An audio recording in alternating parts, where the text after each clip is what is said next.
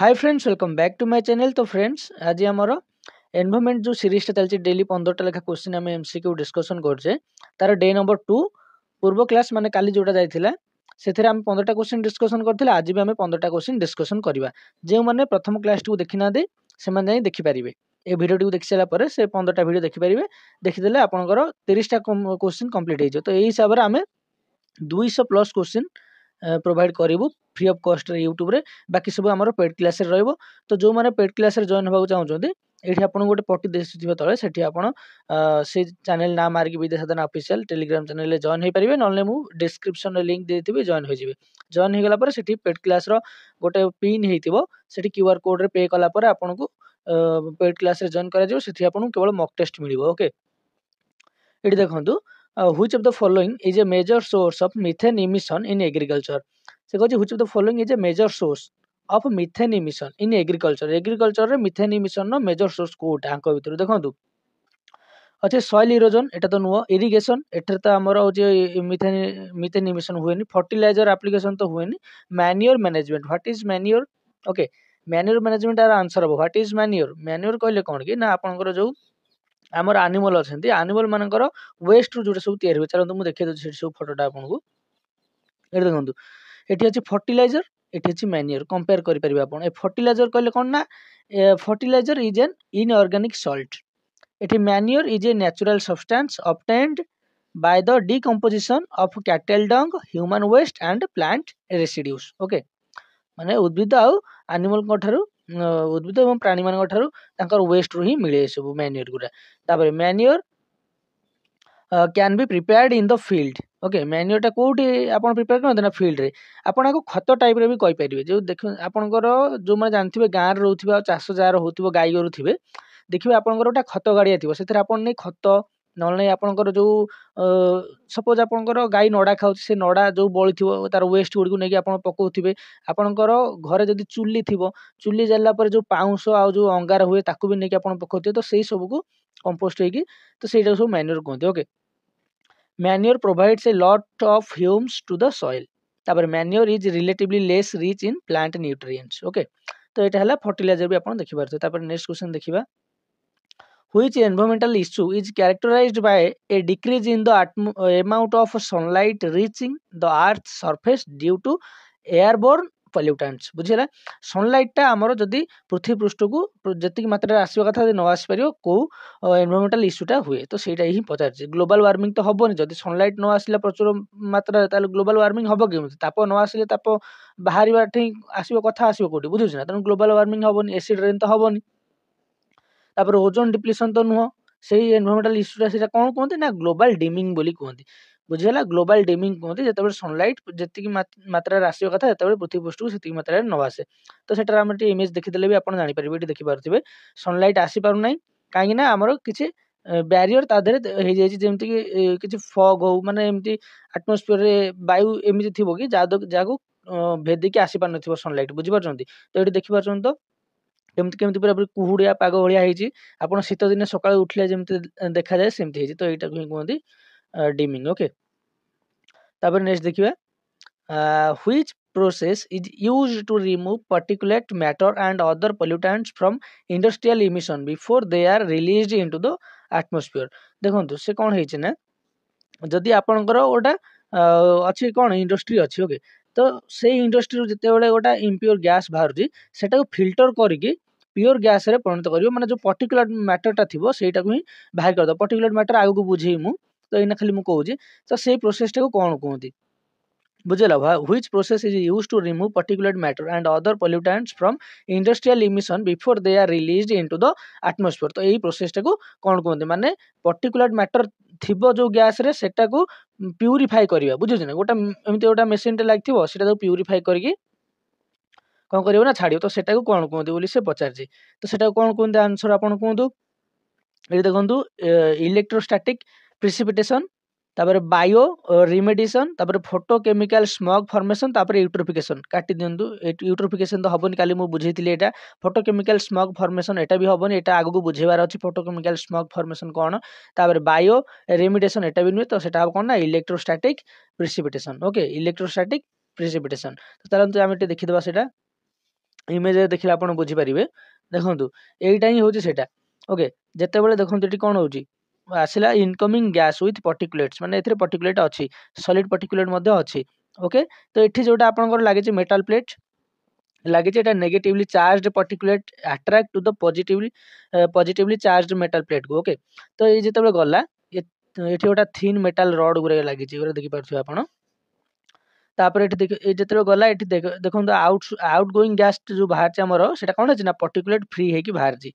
Particulate कहले कोन कि माने गैस रे जे कोनोसी देखंतु माने गोटा आपनकर एटमॉस्फेयर जेतो गैस अछि सेथिरे धूଳି धूଳି कणा किछि मिसिक अछि ना नै बुझी पारछंती एंती बहुत प्रकार पार्टिकुलेट ता धरे मिसिक अछि तो सेटा को ही कोनती पार्टिकुलेट मैटर ओके तापर चलନ୍ତୁ नेक्स्ट क्वेश्चन देखिबा नेक्स्ट कोन कहछि ना which of the following best describes the urban heat island effect बुझियला क्वेश्चन कोन पचाछि best describe the urban heat island effect एटा को आंक जो ऑप्शन भीतर कोउटा डिस्क्राइब करछि बेस्ट डिस्क्राइब करछि अर्बन हीट आइलैंड चलନ୍ତୁ पढिबा the cooling effect of vegetation in cities एटा भी नुहे the phenomenon where urban areas experience higher temperatures than their rural surrounding due to human activities and infrastructure एटा को ही कहते urban heat island बुझिला माने the phenomenon where urban areas experience करंती high temperature than eighty गोटे urban area अछि ता पाखरे गोटे rural area अछि rural area तो एथि जति टेम्परेचर हो एठी जण फील करछि गोटे ह्यूमन जति टेम्परेचर फील करछंती एठी ताठू अधिका टेम्परेचर कोन होछि ना फील होछि काहे कि ना कि ह्यूमन एक्टिविटी आ कि इंफ्रास्ट्रक्चर पई तो सेटा को ही कहते अर्बन हीट आइलैंड बुझिला तापर नेक्स्ट क्वेश्चन देखिबा नेक्स्ट क्वेश्चन होछि ना which type of energy source is considered renewable and has minimal environmental impact compared to fossil fuels से कहते which type of energy source is considered renewable माने आंक भीतर देखंतु कोल तो रिन्यूएबल नुह आगे काटी दियंतु रिन्यूएबल माने जाक यूज कर देले जदी से सरी गला फुनी तापरे भरण पोषण हेई पारिबो पुनर्बार आमे ताकू भरण पोषण करि परिबा बुझुछि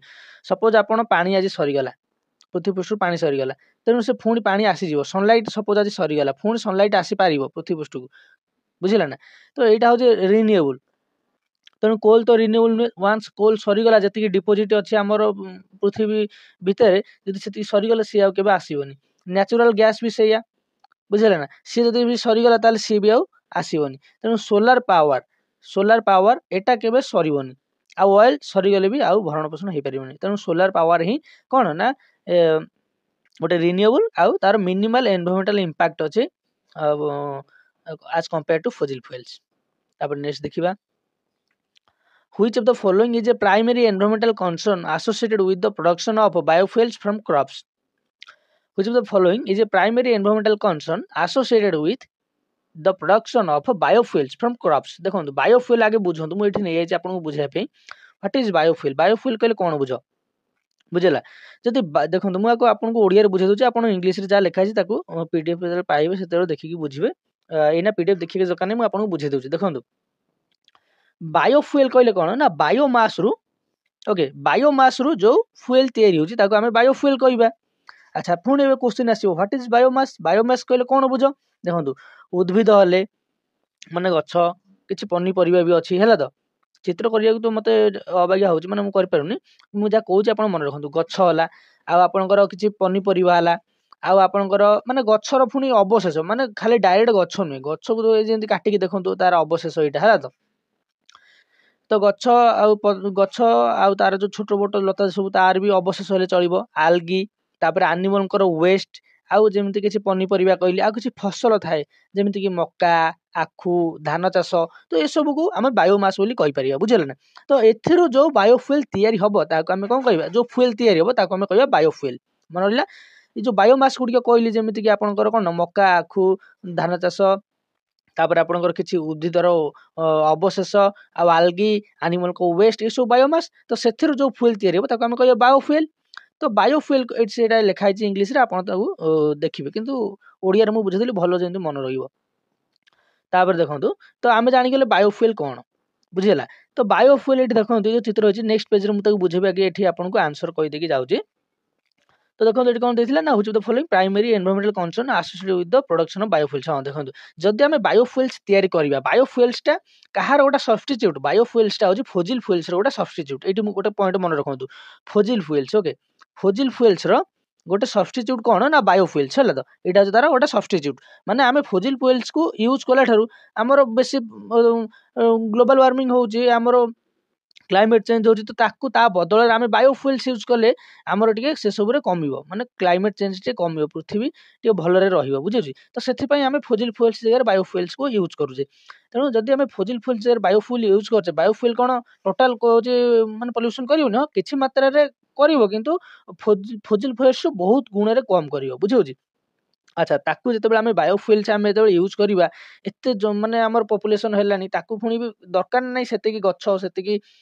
माने जो मु कहली सब चाष जो सब हो पनीपरिया हो तो से सब भी पुणी दरकार ना नहीं एरिया ताकू तैयारी करने तो सेटा जो तैयारी करवा किसी कौन हम एरिया टी कमिज तेणु किसी आम डिफरेस्टेशन माने हवाक पड़ो जाए बेले सब तो गचु ही बाहर ना कि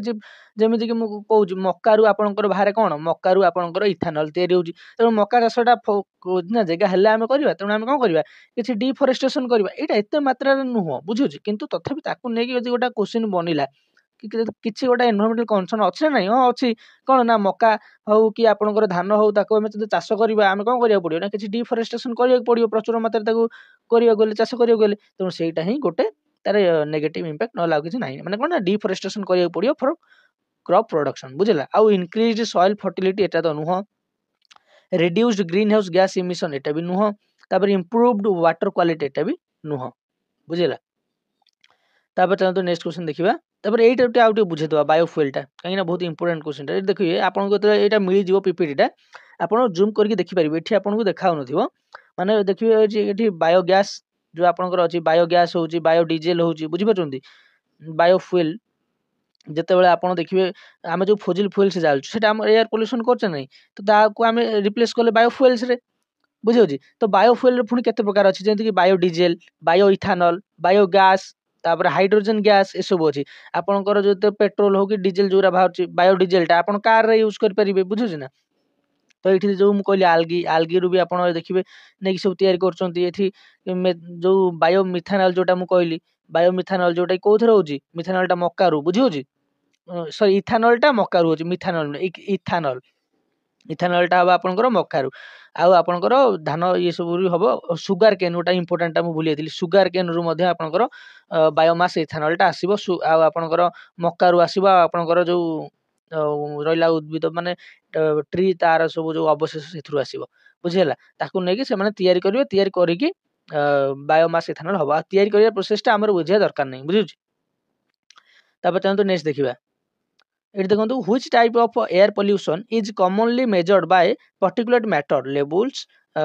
specifically PM 2.5 and PM 10 PM माने पर्टिकुलर मैटर ओके तो देखो ये पीएम 2.5 और पीएम 10 आप माने यहाँ कौन आप बुझी पार थे मुझे आपको कौन कहली माने आपनकर जो देखिए एयर देखिए मैंने आमर जो आटमोस्फियर अच्छी से जिते एयर अच्छे से एयर बहुत सारा छोट छोट पार्टिकल्स अच्छे बुझेगा एत छोट छोट कि आपन आखिक देखा किसी देखा कि देखा सपोज आप गोटे जाड़े एमती माने बहुत अलिया फलिया नहीं जाड़े से धुआंटा जो बाहर आप देखिपार ना देखिपार देखिपार आज जो आप एयर जोटा आप निश्वास प्रश्वास देखिपार कि देखिपार ना कि धुआंटा बाहर आप देखिपार जितेबाला टिके मोटा अंश वायुटा बहलिया से आपको देखा ना देखा बुझे तो एत मात्रा पार्टिकल्स अच्छा किसीटा आपको देखा जाए तो किसीटा आपको देखा जाए ना तो आपड़ जो कौन करेंगे निश्वास प्रश्वास ने एयर को सी आप लंग्स को जीव लंग्स को गलापर से बहुत गुड़े प्रोब्लेम क्रिएट कर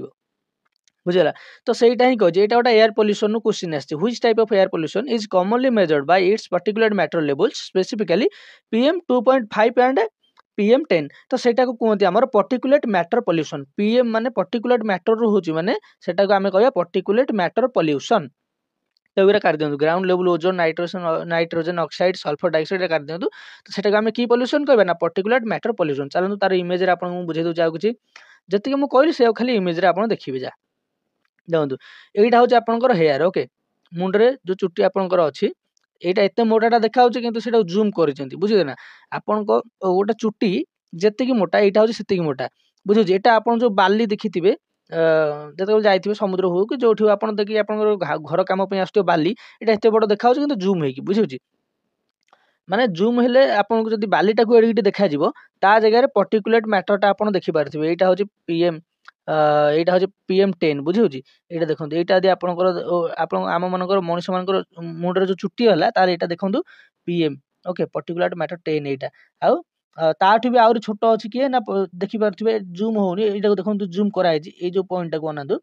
जूम कराई कि देखाई छि माने नेलियाटा होची पीएम 10 नेली कलरटा ता भीतर भी पसि जियो पीएम 2.5 बुझी होची माने जोटा सबुज कलर एटा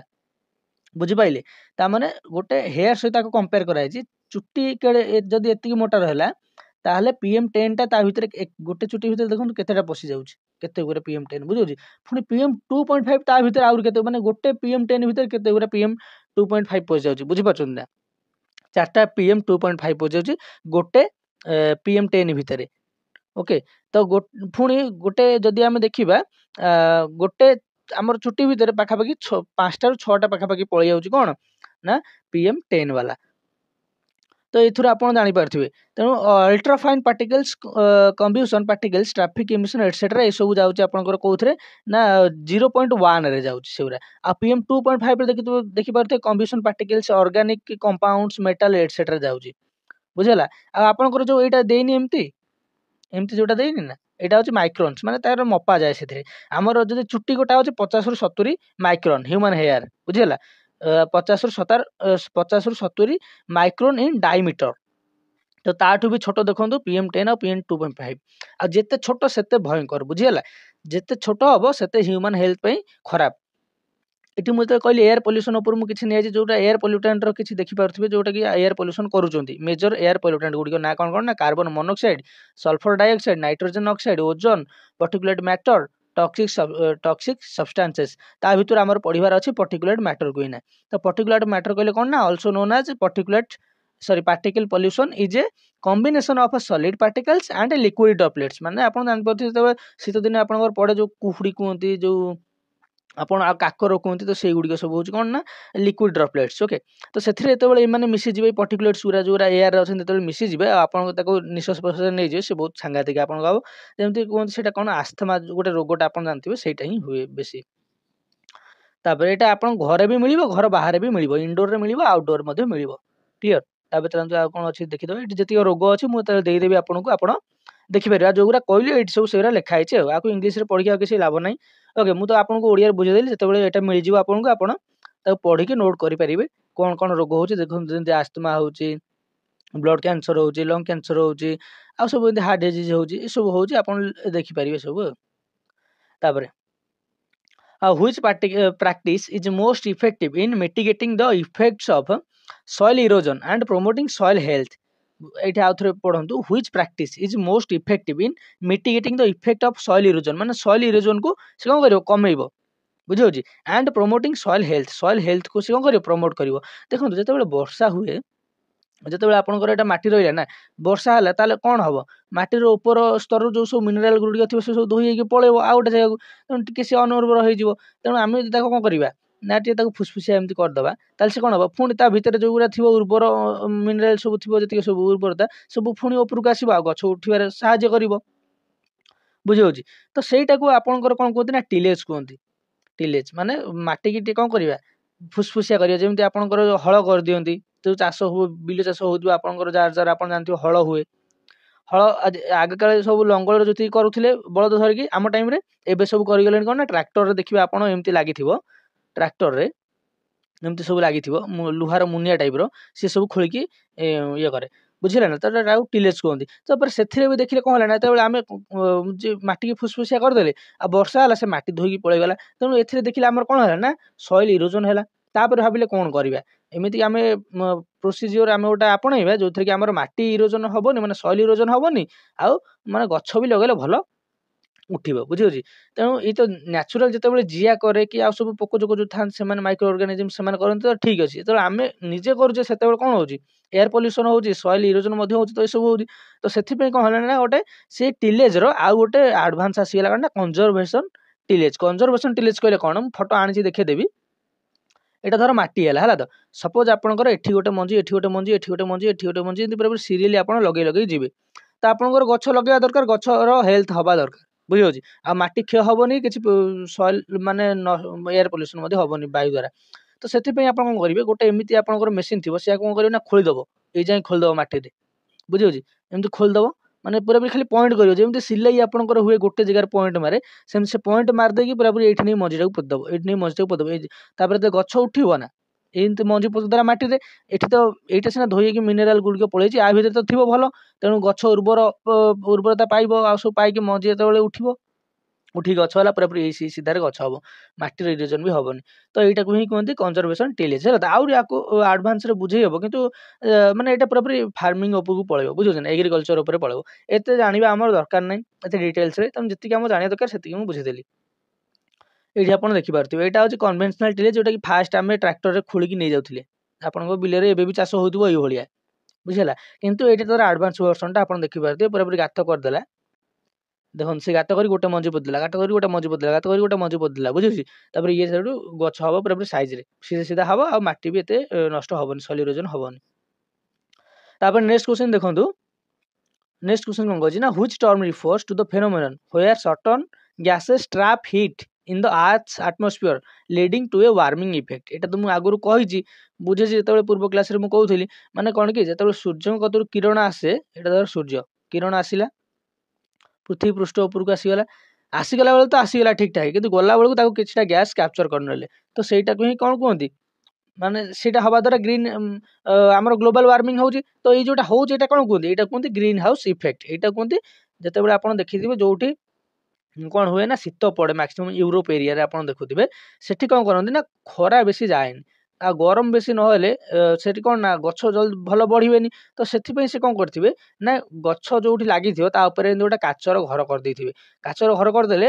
ପଳେଇ ଆସିବ ସନଲାଇଟ, ପଳେଇ ଆସିବ, ତାପ ପଳେଇ ଆସିବ, କିନ୍ତୁ କଣ ହବ ନା ରିଟର୍ନ କଲାବେଳେ ଆଉ ଯାଇପାରିବନି, ଏଠି ଟିକେ ତାପ ଅଧିକା ରହିବ, ତେଣୁ ଗଛ ଗୁରା ଭଲ ବଢିବ। ତ ସେଇଟାକୁ ସେ କୁହନ୍ତି ଗ୍ରୀନ ହାଉସ। ଓକେ, ତ ସେଇଟାକୁ ହିଁ ଆମ ପୃଥିବୀରେ ଯେତେବେଳେ ସେଇଭଳିଆ ୱେରେ ହେଲା, ମାନେ ଆସିଲା କିନ୍ତୁ ଆଉ ଯାଇପାରିଲାନି,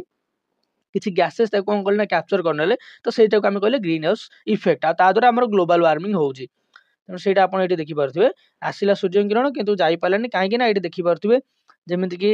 ନାଇଟ୍ରସ୍ ଅକ୍ସାଇଡ ହଉ, ମିଥେନ ହଉ, କାର୍ବନ ଡାଇଅକ୍ସାଇଡ, ଏସବୁ କଣ କରୁଛନ୍ତି, ଉତ୍ପନ୍ନ ହେଲା ଠାରୁ ଏସବୁ କ୍ୟାପଚର କରିଦଉଛନ୍ତି, ଆଉ ସେ ଯାଇପାରୁନି ପୃଥିବୀ ବାହାରକୁ, ଉତ୍ତାପ ଉପରକୁ ଆଉ ଯାଇପାରୁନି, ବୁଝିହେଲା। ସେ ଆସ୍ତେ ଆସ୍ତେ କଣ କରୁଛି ନା ଟେମ୍ପରେଚର, ଆଭରେଜ ଟେମ୍ପରେଚର ବଢେଇ ବଢେଇ ଚାଲିଛି, ବର୍ଷକୁ ବର୍ଷ ଟେମ୍ପରେଚର ବଢି ଚାଲିଛି। ତାପରେ ନେକ୍ସଟ କ୍ୱେଶ୍ଚନ ଦେଖିବା, which of the following is a major factor contributing to the rise in sea ଲେବୁଲ ଡ୍ୟୁ ଟୁ କ୍ଲାଇମେଟ ଚେଞ୍ଜ। ସେ କହିଛି ଯଦି କ୍ଲାଇମେଟ ଚେଞ୍ଜ ହବ, କଣ ଏମିତି ଗୋଟେ ମେଜର ଫ୍ୟାକ୍ଟର ଆସିବ ଯୋଉଟା କଣ୍ଟ୍ରିବ୍ୟୁଟ କରିବ ସି ଲେବୁଲକୁ ରାଇଜ କରିବାରେ। ସି ଲେବୁଲ ଧର ଏଇ ଯାଏଁ ଅଛି, ପାଣି ଆହୁରି ବଢିବ, ସେଇଟା କଣ ବୋଲି ସେ କହିଛି। ଦେଖନ୍ତୁ ଆପଣଙ୍କର ଜାଣିଛନ୍ତି ପୋଲାର ରିଜିଅନରେ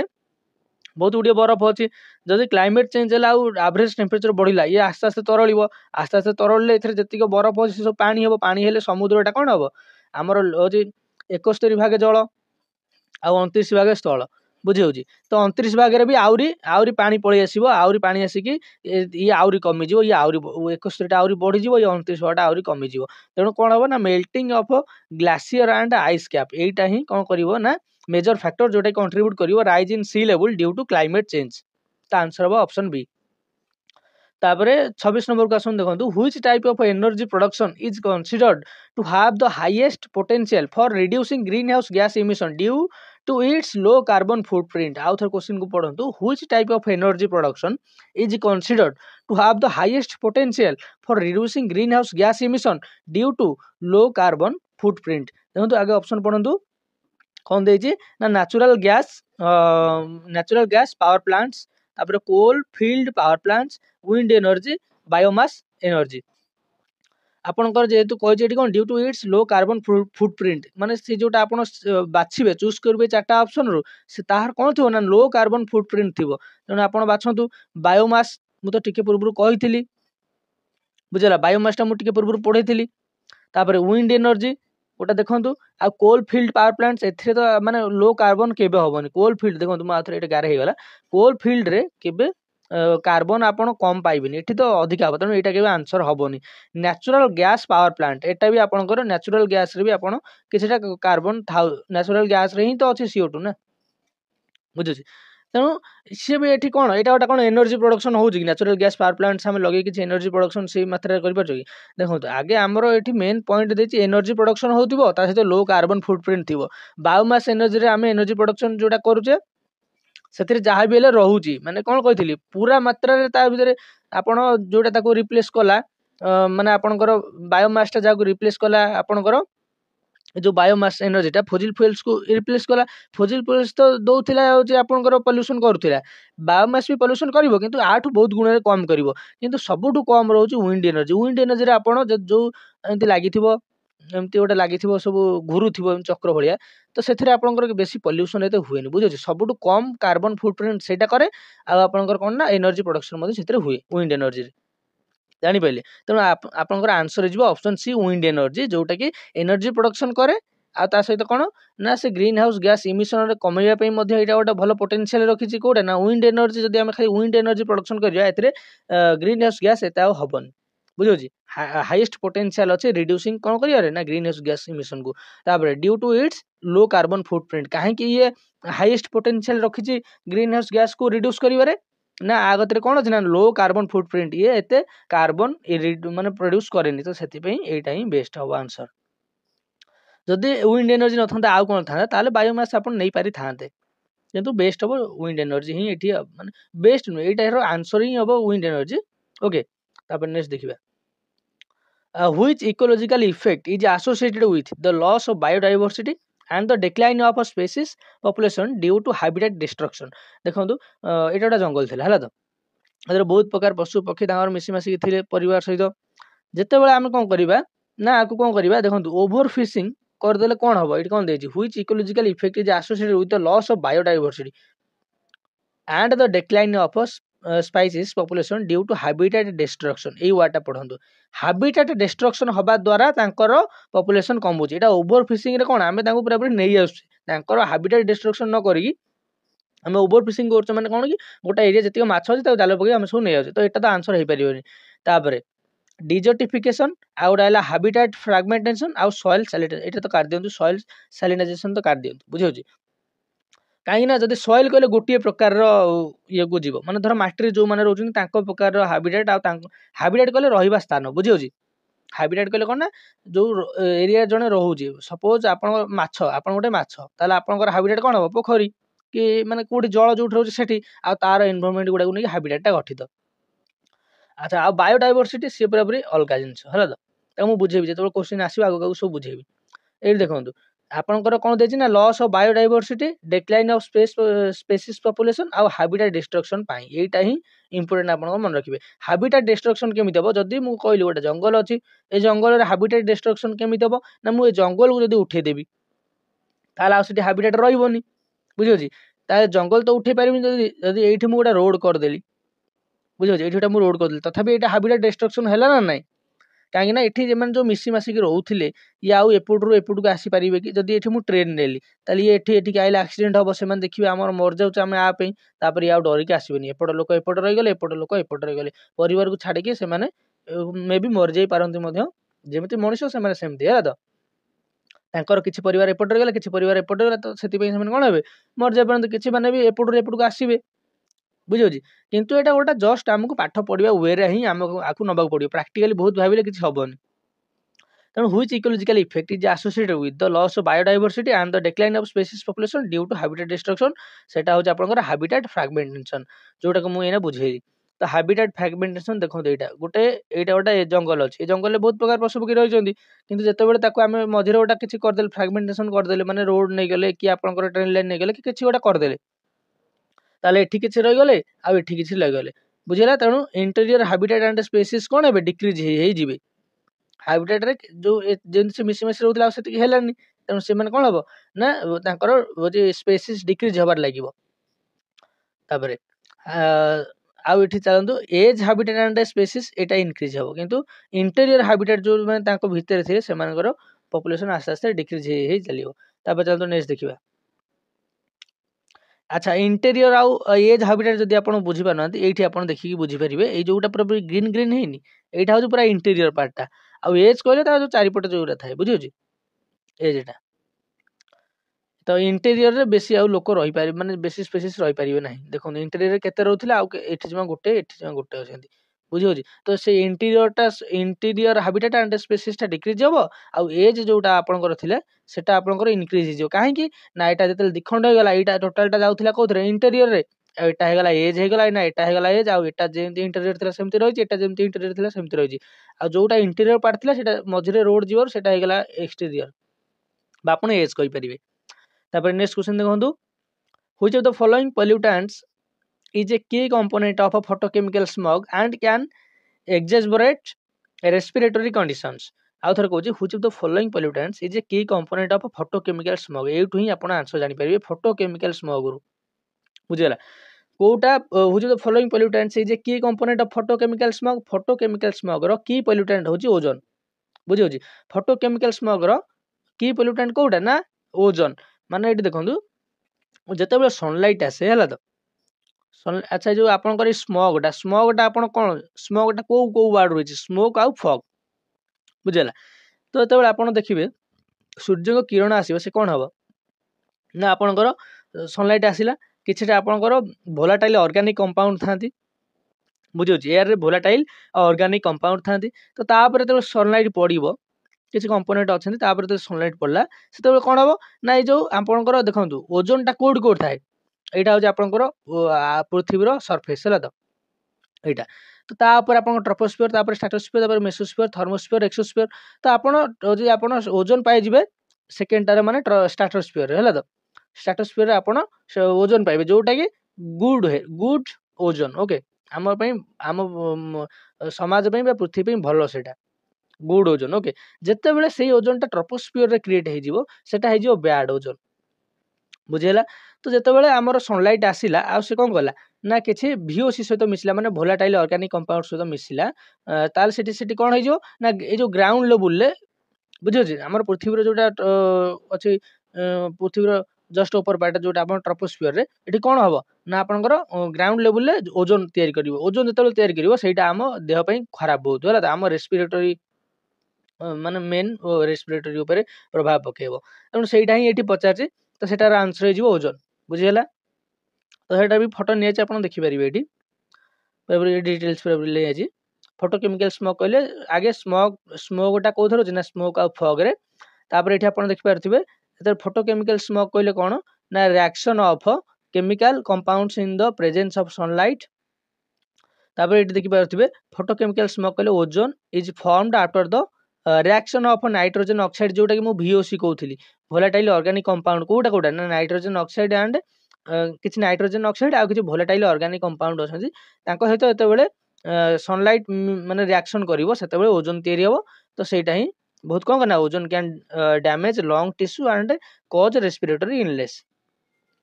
तापर नेक्स्ट देखिबा which environmental concept refers to the loss of